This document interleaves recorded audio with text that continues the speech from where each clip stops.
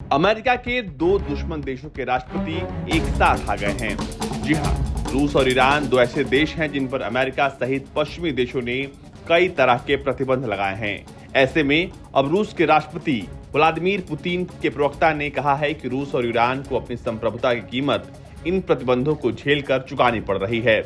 रूसी प्रवक्ता ने यह भी साफ कर दिया है कि दोनों देश अब आपसी कारोबार में धीरे धीरे डॉलर का इस्तेमाल बंद कर देंगे। रूस के राष्ट्रपति के प्रवक्ता दिमित्री पेस्कोव ने एक इंटरव्यू के दौरान कहा कि दोनों देशों पर कई तरह के प्रतिबंध लगाए गए हैं जिनकी संख्या हजारों में हो सकती है। ये प्रतिबंध अलग अलग क्षेत्रों में लगाए गए हैं, लेकिन ये वो कीमत है जो हम हमारी स्वतंत्रता और संप्रभुता के लिए चुका रहे हैं। दिमित्री पेस्कोव ने कहा कि रूस और ईरान के पास इन प्रतिबंधों के खामियाजे को कम करने के लिए सहयोग बढ़ाने का अवसर है।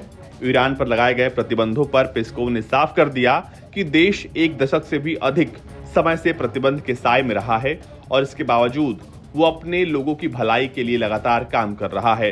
उन्होंने ये भी कहा कि रूस पर भी गाहे बगाहे प्रतिबंध लगते रहे हैं। अब मुझे लगता है कि हमारे पास द्विपक्षीय सहयोग बढ़ाने का अवसर है ताकि इन प्रतिबंधों की वजह से हुए नुकसान को कम करें। पेस्कोव ने कहा कि समय के साथ साथ रूस और ईरान द्विपक्षीय कारोबार में डॉलर का इस्तेमाल करना बंद कर देंगे। हम सभी जानते हैं कि बीते साल दोनों देशों के बीच व्यापार 4 अरब डॉलर से अधिक रहा। हम बैंकिंग और वित्तीय सेक्टर में हमारे सहयोग को बढ़ाने की दिशा में काम कर रहे हैं।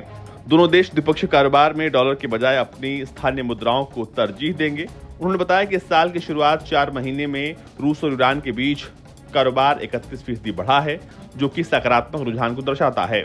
पेस्कोव ने कहा कि ईरान हमारा दोस्त और साझेदार है।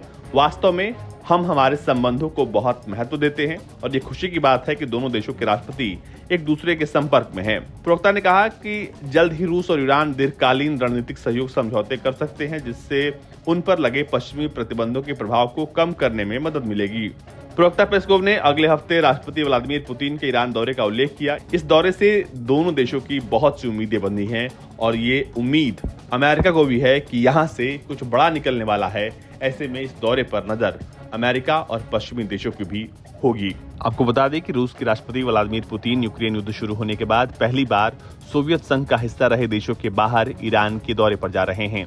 पुतिन ईरान के दौरे पर वहां के सर्वोच्च नेता अयातुल्लाह अली खमेनेई के साथ मुलाकात करेंगे और रूस और ईरान इस वक्त दोनों पश्चिमी देशों के प्रतिबंधों का सामना कर रहे हैं। ऐसे में दोनों देश उन प्रतिबंधों की काट निकालने की जरूर कोशिश करेंगे।